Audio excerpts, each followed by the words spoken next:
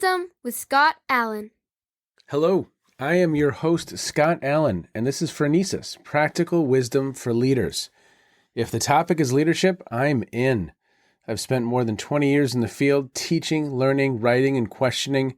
When I'm not working on Phronesis, I travel, delivering keynotes, working with individuals and teams, and helping people from organizations across industries become better leaders. Want to learn more? Visit me at scottjallen.net. Phronesis offers a smart, fast-paced discussion about all things leadership. We explore relevant topics and incorporate practical tips to help you make a difference in how you lead and live.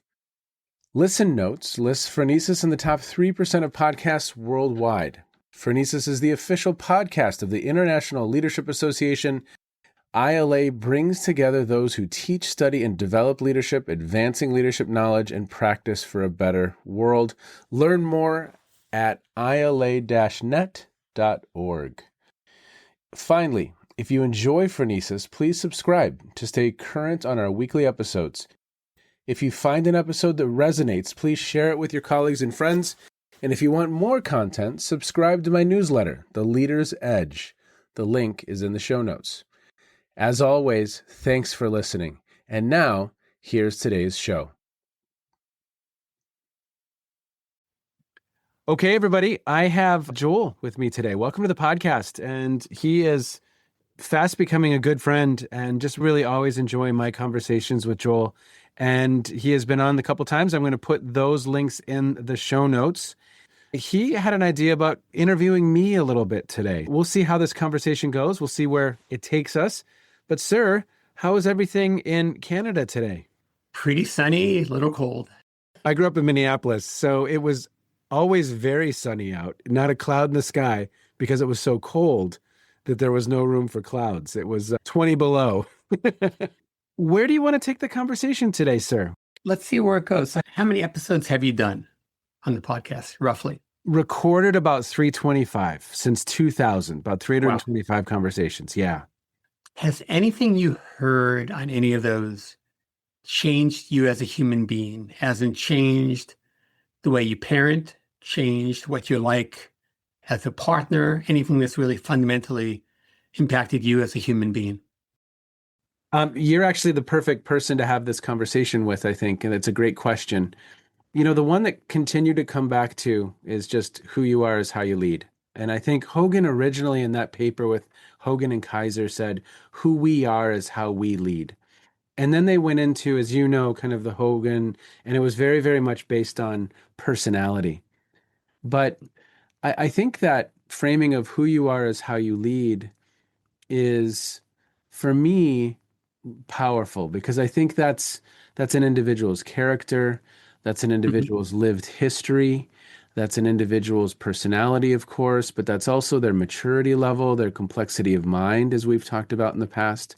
So, and I think at times when I use that in sessions, people think that it can mean that someone's fixed. Well, I am who I am, so deal with it.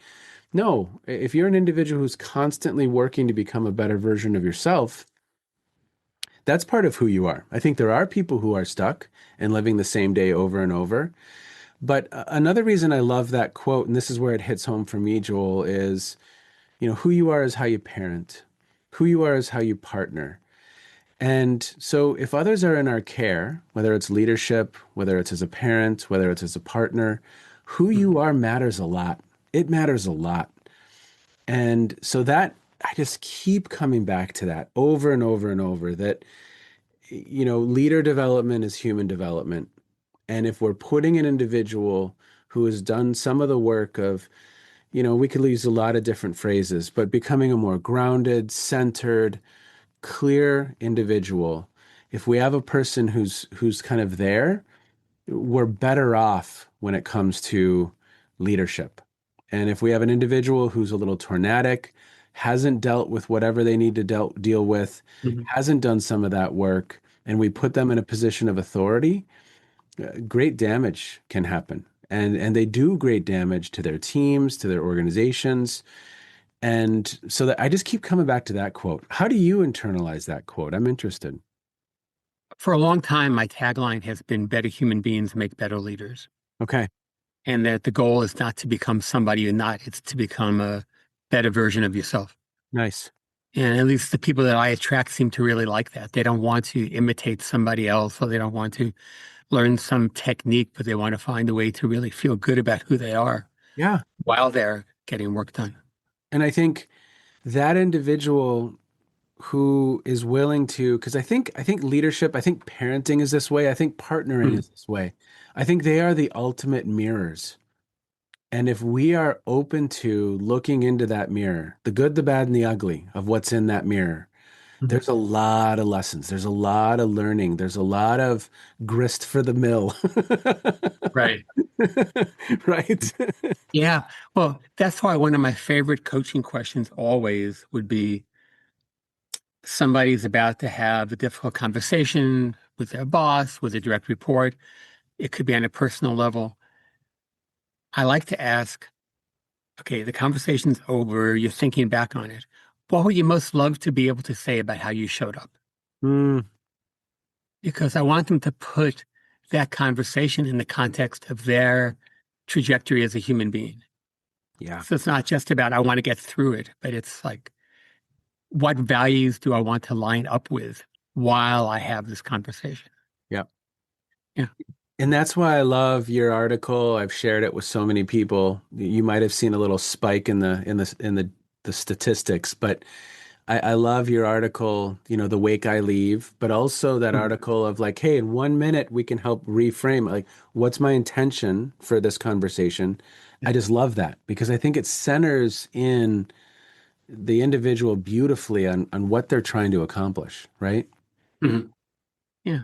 So has there ever been a time when you had a podcast guest and you heard something that changed how you were right after that in your work, in your personal life? Couple examples.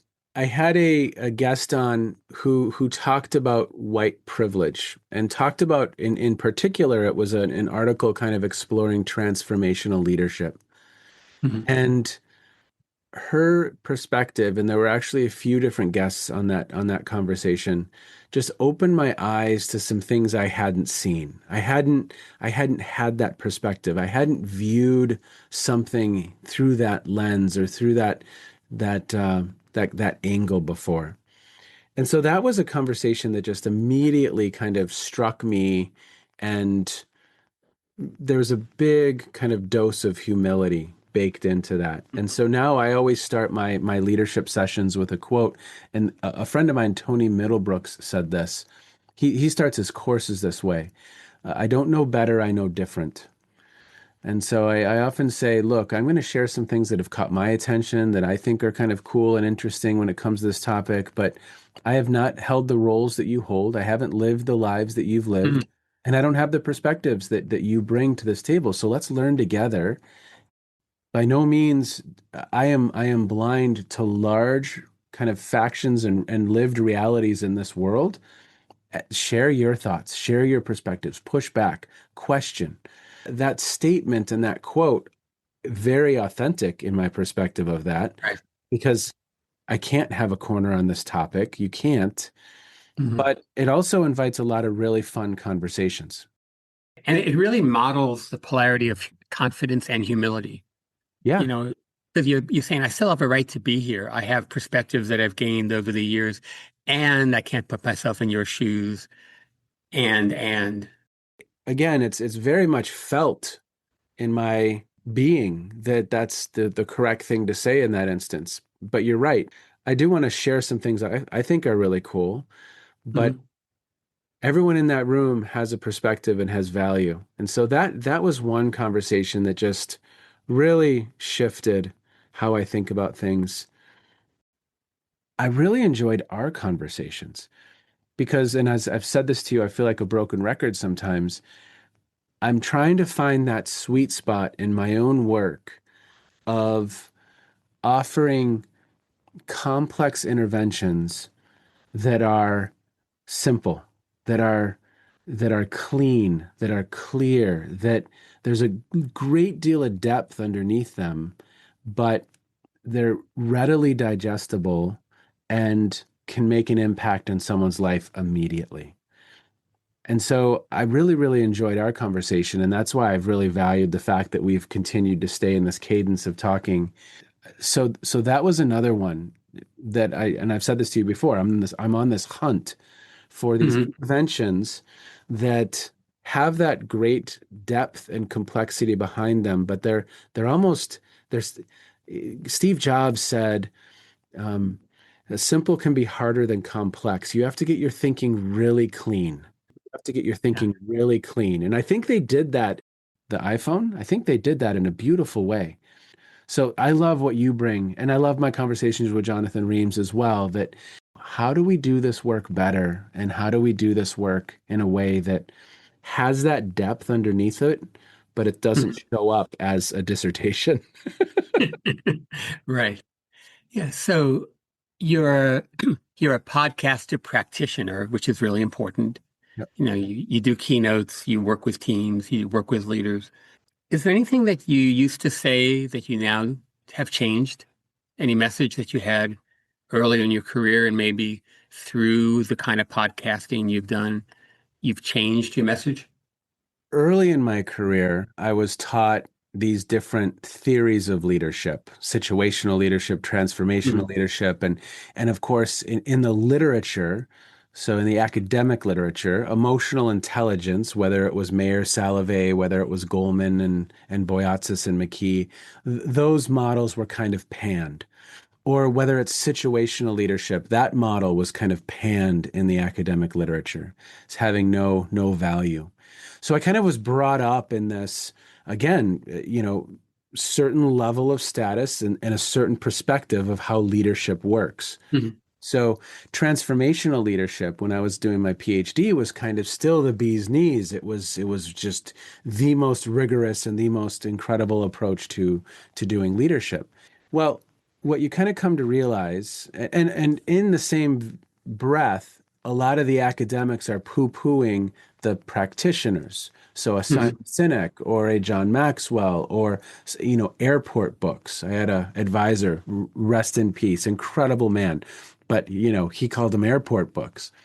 Mhm. And I used to talk a lot about transformational leadership and situational leadership, and now it's much more integrative. Like, what are some of the themes that we know that that are really, really important when it comes to this topic? Well, relationships. We know that relationships are incredibly important. So if we look across authentic leadership and servant leadership and situational and emotionally intelligent and all these, we can just put any word we want in front of Mhm. leadership.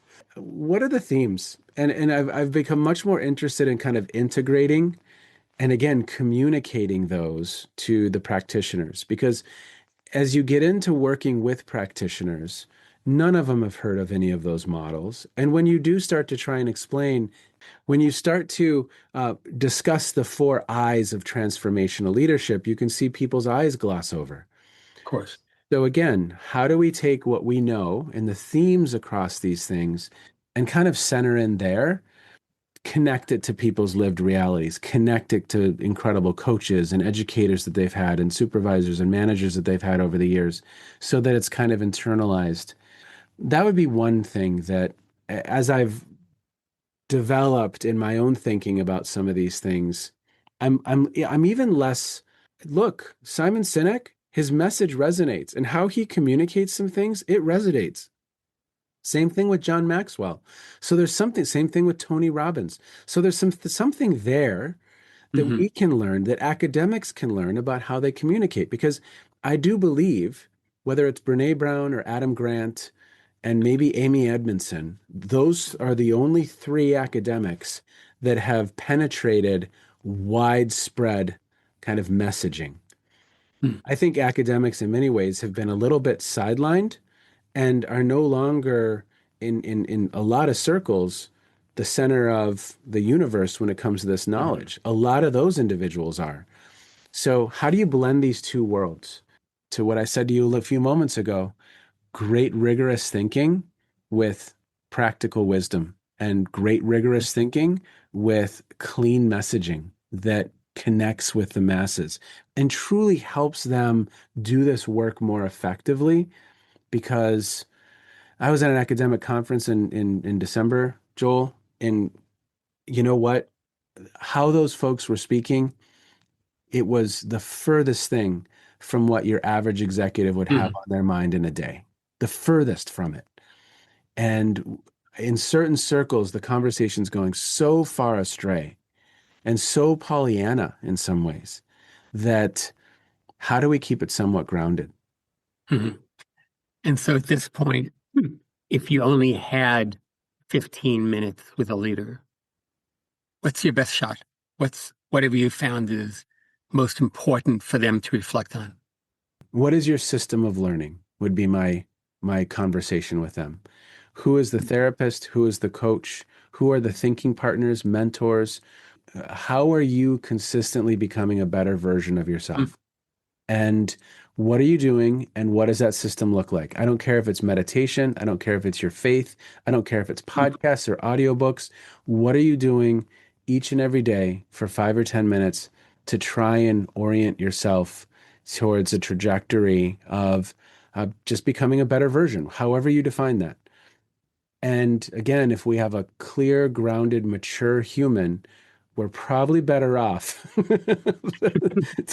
when it comes to, that person will more likely understand some of their limitations, will more likely create a space of psychological mhm. safety than that person who hasn't done some of that work. That's how I'm interested. What do you do? Yeah. What do you think? Well, that's beautiful, but I want to turn it around first. So Yeah. how do you do that day to day at this point? Sure. So I have a therapist that I've been with for 18 plus years. His name's Phil. Mhm. He's incredible. And I speak with him every 2 weeks.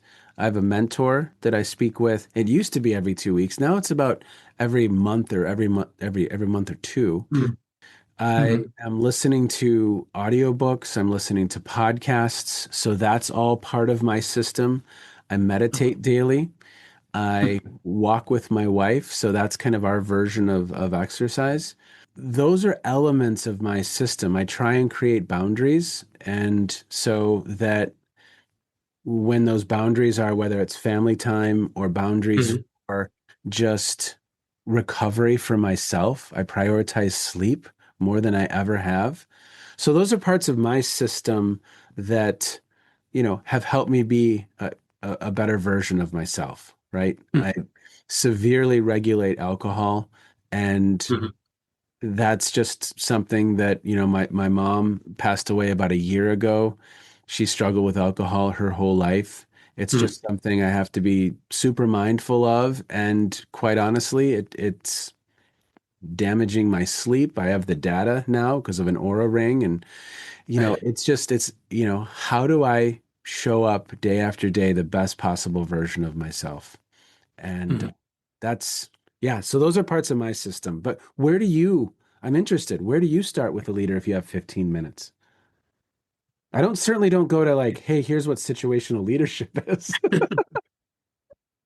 No, if I'm meeting with somebody first, I want to know what they deeply care about. Okay, that's a good I one. want to know, do they have a purpose behind their leadership? Okay. Do they have something they want to be able to say at their retirement dinner when they look back at their career? Is it something deeper than getting better quarterly results Yeah. that matters to them? Yeah. Because that's a framework everything is in. Yeah. Change is hard. Yeah. Our brains don't want to change. And so it has to be meaningful to us. It has to be aligned with something that really touches our hearts. So I want to know what that is. Ah, that's great. That is beautiful. What else? How else do you think about that? I'm turning the tables on you now. So, I know you are. so if And I I, still have to ask, you about fish. yeah, So, that'll yeah, I be. mean, my own I'm life. interested in learning. I'm interested in watching how you make that transition. But for now, I'm gonna let's see how you are with segues. Yes. But for now, like, so I love that. So, is there a deeper purpose behind why you're doing what you're doing? Can we tap into Yeah. that a little bit? And then, is there another thing that you think about in some of those first meetings? Yeah. I often say without a practice of reflection. You cannot build leadership capacity, period, end of story. Wow. What happens in our sessions has zero meaning unless you're applying it. Yep. And so I sometimes say, I'm going to badger you until you have a reflection practice. So why don't you just start out? Yeah. Um, This isn't going and to go well for you unless you just decide this. yes, we take no prisoners here. And to me, the minimum is, do you start out each day with an intention? And I don't mean, what do I want to get done today? But do you start out with intention of who you want to be? Yeah. How do I want to show up? How do I want to impact people? What wake do I want to leave? What Yeah. would I love to say about myself at the end of the day? Yeah. And to me, that's like the minimum start. Do you do that in the morning? And then either on your way home or before you go to sleep, do you reflect on how did that go? Yeah. With a heavy dose of what went well, you want to focus a lot more on where you did align than where you didn't. But that's like a basic structure. Yeah. We all go on autopilot. We all need to do something to remind ourselves what really matters. Yeah. Well, and when I'm with groups and I kind of, Joel, it's an interesting thing. When I say that quote, who you are is how you lead, I then introduce who you are is how you parent. And Mm-hmm. that's where a lot of, to your meaning thing, I think a lot of people are in at that point. It's Yeah. personal, it's real, it's at home, it's how you partner. That's again real, it's at home. And um, when I kind of blur those two, because I really do believe that my wife and I are leading our family, that we are Mm-hmm. developing our children, that we're trying to create a habit of mind in them where they are reflective, and we Mm-hmm. ask those questions at dinner, and we try and again help them build some of those habits of mind. But I mean, when I oftentimes when I kind of introduce that wider lens of why this stuff matters, why you being the best possible version of you, if others are in Mm-hmm. your care, why it matters. And but that habit of mind of reflection, I think you're spot on. If we don't have that, um, you're not connecting dots. It's self-serving bias. You're constantly just, it's everyone else's problem. That it's the team's problem that, and I can't see what I own in the dysfunction. I can't see Yeah. what I own and how I am not showing up my best. Mm-hmm. It's fascinating. But, in that one, there's an assignment I came up with that almost no couple takes me up on. Almost nobody takes me up on this one reflection activity. And so it would be, Scott, you and your wife, once a week, ask yourselves, what did we model today that we want our kids to emulate? Yeah. And what did we model that we don't? Because your kids listen not to what you say, but who you're being. Yeah. And so for for parents to actually reflect on what are they modeling is a very challenging activity. That's a funhouse mirror now. Like, it's not that it makes it all distorted, but it's all around you. It's a 360. Yeah. Yeah, I love that question. And that Yeah. that honestly, I'm proud to say, my wife and I have never had that conversation. So it's something I will introduce for sure. But it's the type of stuff that we talk about on our walks when we walk every day. Hmm. In the winter, it's a little less frequently, but That's beautiful. every day we're dreaming, we're visioning, we're challenging, we're ideating. How do we influence Kate? But that's a great question that I'll introduce into the flow. What are we modeling, that maybe isn't how we want to be showing up? And Hmm. that's and we do a pretty good job of coaching one another. Obviously, we derail sometimes in the heat of the moment and in such certain situations, but that's my favorite part of the day is when we are together and we are kind of co-reflecting, talking things through. Beautiful. Yeah. So one thing I didn't know when I first met you is that you actually work so that you have enough money to follow fish all over the world. I hadn't understood the balance and your priorities. and other bands, but Fish in particular. So, what have you learned from Fish about leadership? I saw them in Mexico for 3 nights, 4 nights in January with a friend of mine, Chris Gerhardt, who's just a great friend, and we see a lot of shows together. And I think it was show number 24. So I'm not quite as into it as some, but yes, I do love to get to some shows. I think Fish is a really you have four people who've been together since I believe it's like 83. And I'm embarrassed to say I don't know that. But I think it's about 1983, and they have been together literally through thick and thin. And it's this beautiful, and you and I were talking before we started recording, it's this beautiful kind of progression of how these human beings have matured together and in very, very real ways. It's a deeply human story. You have all of rock and roll, you have drug abuse, you have all of that story.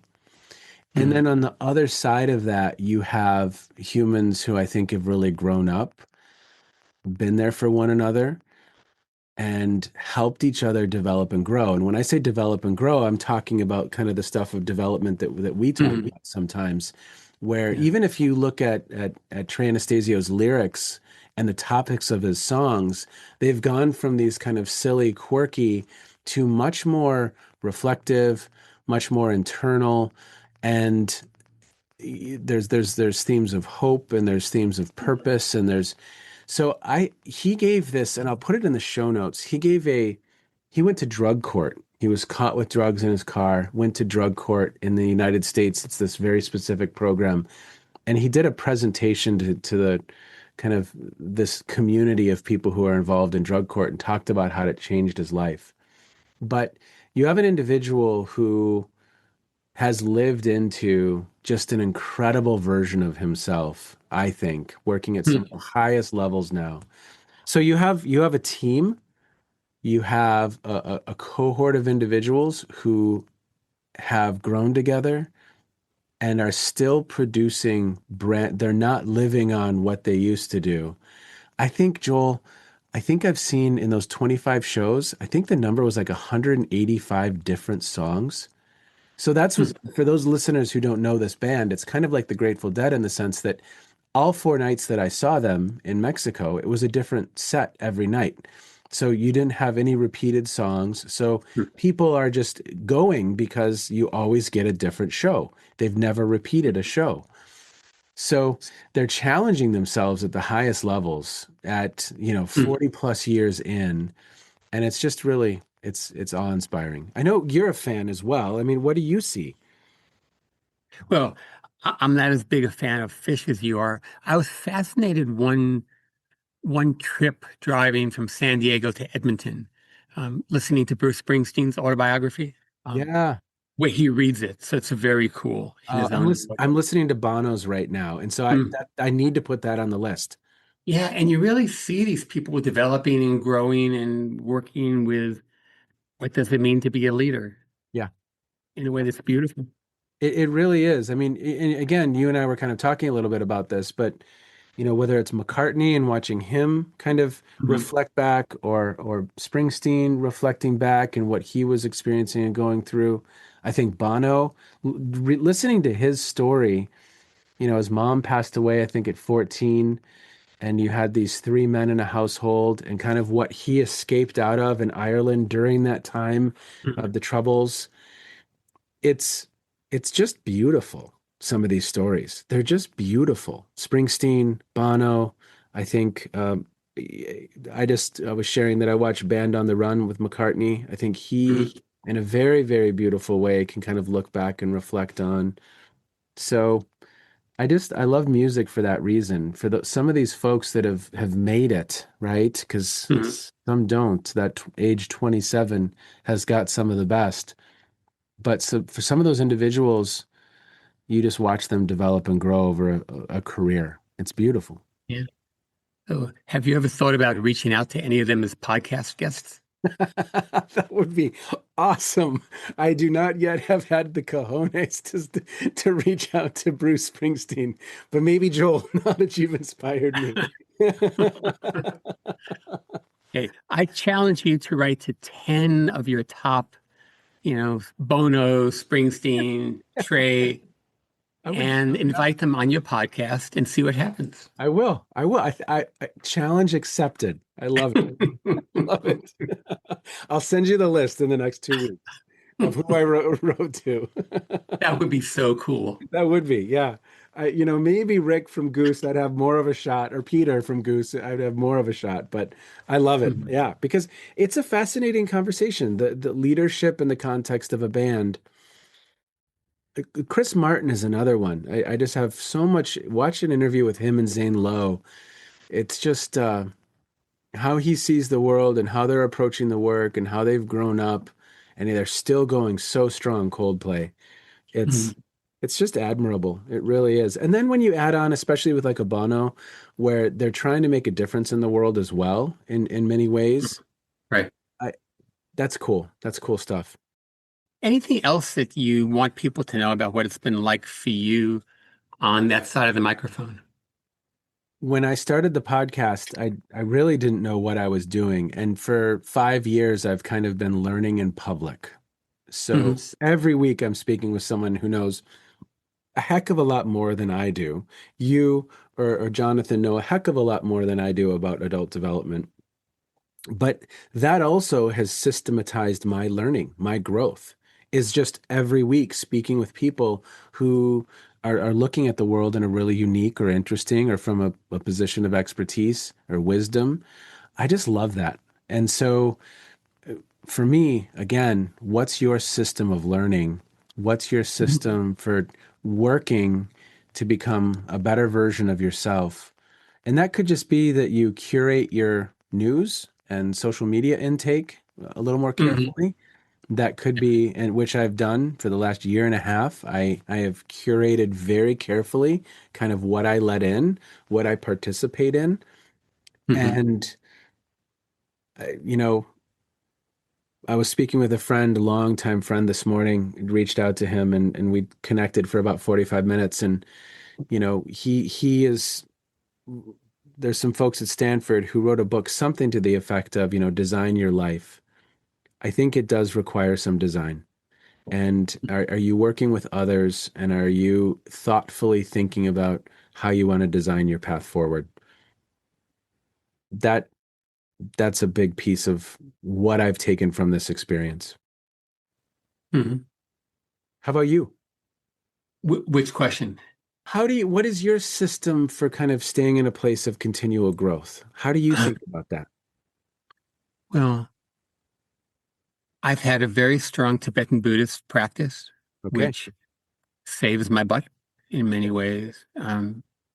It aligns me, and what I've found over it is that hmm, there's a Buddhist concept of bodhicitta, which is genuinely wanting the best for others. Hmm. And what I've noticed in me is that that's just become part of my DNA. That if somebody is in my orbit, they're in my care. Yeah. And whether that's the checkout person at the grocery or whether it's somebody I'm living with or somebody I'm working with, Yeah. that there is a lovely sense of obligation Yeah. to help them be their best, and that brings out my best. Yeah. It's beautiful, right? Mhm. So what is it for you? I mean, and I think for each one of us, it's a different calculus. It's a different set of variables. It's a different, just like finding your passion in life or finding the sport that you love or the instrument, or it takes some experimentation and it takes some exploration to kind of Mhm. figure that system in place that works for you. This is not morbid in any way, but I've been reflecting a lot on death. And in the sense of if it was my time to go tomorrow, am I clean? Yeah. Is there anything unfinished? Is there anything that I need to change with that idea of immediacy? Yeah. Um, and I feel ready to die. I Hmm. mean, I feel like if I was going to go tomorrow, I feel like I've done good in the world. Yeah. We can always do better. We can always look back and go, oh my God, I can't believe I did that 10 years ago. But do we lead our lives in a way where if it was our deathbed, we can look back and go, overall, that was good. Yeah. Yeah. 100%. I'm going to turn it on you. What's the Mhm. practical wisdom in this conversation? What do you think? I think there's two things. I really liked the way you started with an appropriate humility in your talks around. Um, I haven't been in your shoes. I can't know what'll work for you. I have some things to share that I think are useful, and they may not work for you, or you may need to process it differently. I like that. Um, so that's my number one takeaway. Yeah. The genuine humility around that. Yeah. That I do have a right to be here talking, and I don't know. Yep. Yeah. I start every presentation with that quote, and It's beautiful. yeah, Tony. It's all Tony Middlebrooks. That's the other thing. I've just kind of grabbed and picked the Yeah. best apples from the tree and Mm. repackaged them. Oh. Well, Joel, we'll do it again. I appreciate you, sir. Thank you very, very much for the conversation. And you know what? Thank you. It's been a pleasure.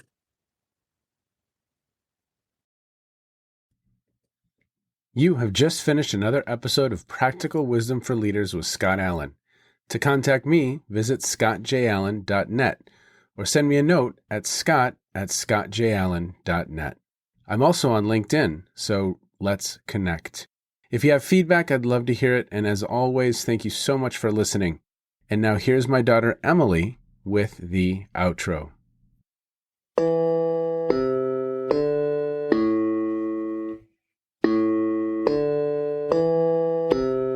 You've been listening to Phronesis, Practical Wisdom with Scott Allen.